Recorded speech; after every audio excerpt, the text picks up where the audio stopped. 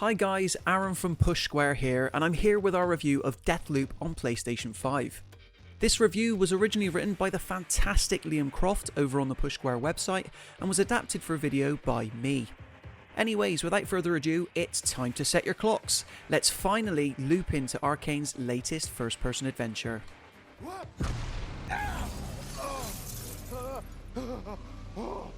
Oh, you always fall for the same old shit.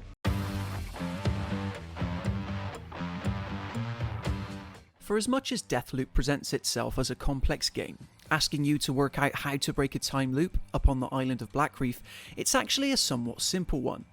Arkane Studios has designed the opening hours of the game it made after Dishonored and Prey to be overwhelming, introducing mechanic after mechanic and sprinting through its four main areas quicker than Usain Bolt on steroids.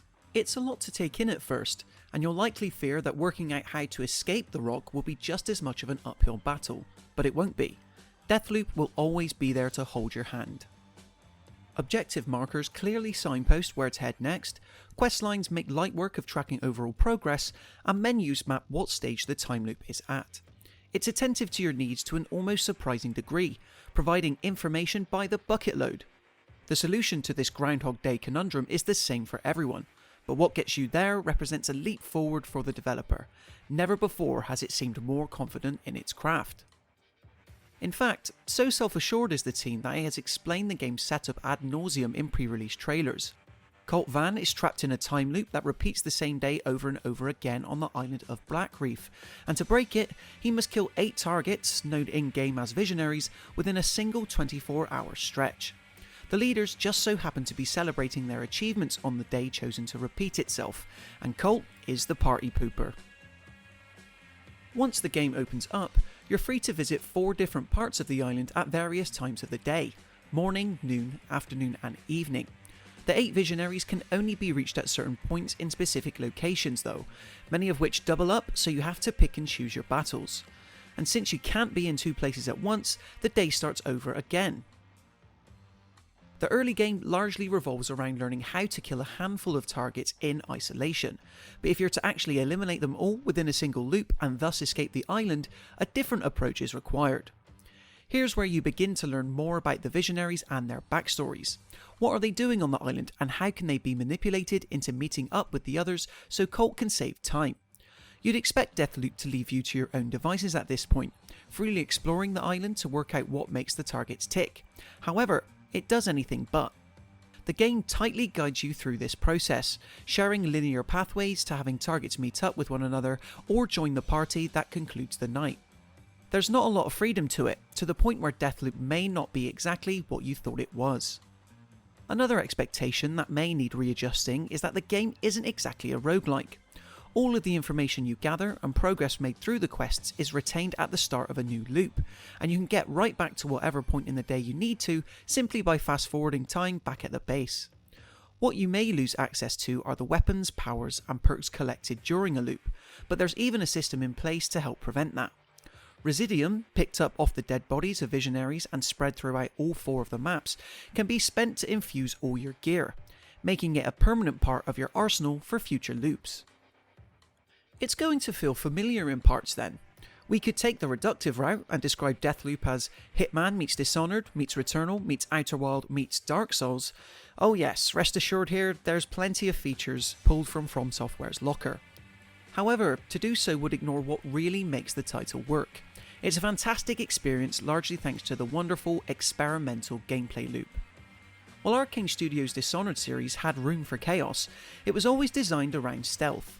Deathloop borrows many of those systems and then refines what happens when you choose to go loud, so much that it becomes just as much of a tantalising option.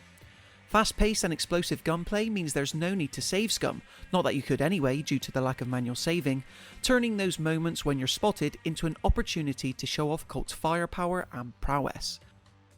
Both approaches are more than viable. Lay low until you've located the visionary and then go loud to make a statement, or stick to the shadows at all times and learn of unique opportunities from nearby NPCs and documents. It wouldn't be an Arkane game without some powers however, and Deathloop comes packing with abilities that greatly expand the gameplay possibilities. Once again sourced from the dead bodies of visionaries, the game has its own version of Dishonored's Blink, and then a carbon copy power of Domino from Dishonored 2. Fleshing out the supernatural possibilities are Ether, which temporarily turns you invisible, Havoc that increases damage dealt, and Carnesis that allows you to throw enemies about the place. Astonishing is the word we'd use to explain the impact these abilities have on interacting with your environment. On your first few visits to the 4 areas of Black Reef, you'll be hamstrung by your powerless loadout.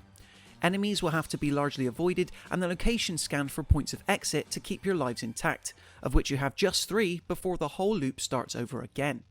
But the more powerful you become, the more options open up. Rooftops become a much more viable option for traversal, and invisibility makes escaping engagements and sneaking past enemies a very streamlined process. They can turn what was a meticulous and carefully planned route through the level into a 5-minute sprint to the objective that cares little for discreetness. The formal will always remain an option for stealth-minded folk, however. Throwing somewhat of a spanner in the works is Juliana, a visionary who is actively hunting you down.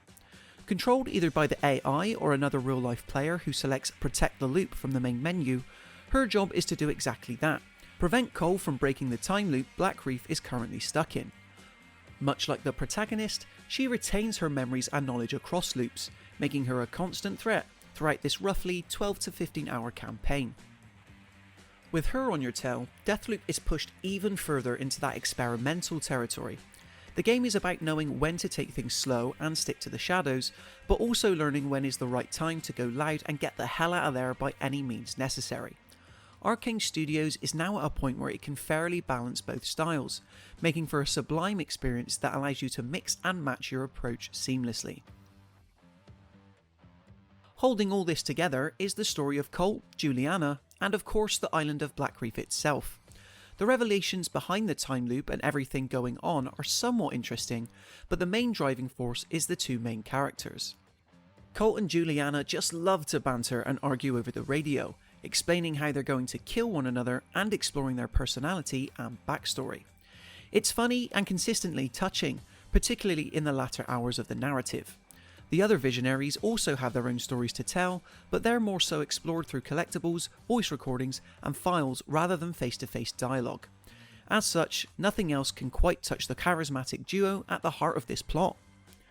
Off the beaten path are optional leads that help to open up more of the maps once resolved, or you could go after the visionaries repeatedly to cop upgrades for your powers and find the game's most powerful guns. The structure of the time loop actually enables this freedom because it never feels like you're wasting hours. Going from morning to evening, focusing purely on upping your loadout can bear fruit in future attempts at escaping the island. With the infusion system saving gear for another time, a run is never wasted. Some stumbling blocks do hold the game back from reaching higher heights though. A few tedious objectives outside of killing the visionaries demand you to constantly restart the time loop in order to progress, leading you to essentially speedrun proceedings if you want to further the questline. These tasks could have likely been implemented better to ward off players switching their brains off and sprinting to the objective 3 times over just so that some headway can be made. And then there's the poor enemy AI, which has to be the game's biggest low point. Black Reef's inhabitants must have their blinders on because you can get up close and very personal with them and they won't notice a thing. An alert system operates on the usual caution and danger mechanics, but it hardly matters when it affects so little of the actual map. 3 enemies can be alerted to your presence on one street, but turn a corner and anyone in the alleyway in front of you will be acting as if nothing has happened.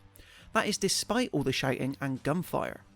It's quite bad and makes a bit of a mockery of the overall gameplay loop when enemies can be manipulated and taken advantage of so easily. As a game that skips the previous generations of consoles for a PlayStation 5 only release, you'd also think Deathloop would make proper use of the new features and horsepower at its fingertips. In some places it does. It feels like the slightly stylized look may be holding it back in some spots, but the title overall has some nice visuals and vistas. While it's not on the same level as Demon's Souls, Returnal or even Ratchet & Clank Rift Apart, far from it in fact, Deathloop can look great when it wants to. The PS5 DualSense controller also receives some love with haptic feedback replicating Colt's footsteps through vibrations and the adaptive triggers lending some weight to gunfire. The resistance isn't as varied as what Call of Duty Black Ops Cold War has to offer, but what's there feels efficient enough. The widely advertised feature where your gun jams has been completely over-marketed, however. We encountered it quite literally once. It's never going to be a real problem for you when better gear is on offer almost instantly. Ow! Oh, what the fuck? Few games have the confidence and swagger of Deathloop. Packed full of charisma and wit, it's a game that can be played your way with your own style and cunning. A very accomplished package of gameplay features supplies the goods, and the time loop delivers fun and deceitful opportunities over and over again. Deathloop may indeed be the final game out of Arkane Studios to hit Sony consoles, but the developer goes out with an undisputed bang.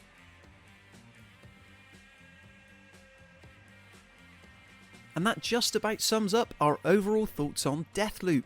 Of course, it is officially out on PlayStation 5 today, so do let us know if this console exclusive lived up to your lofty expectations in the comments section below.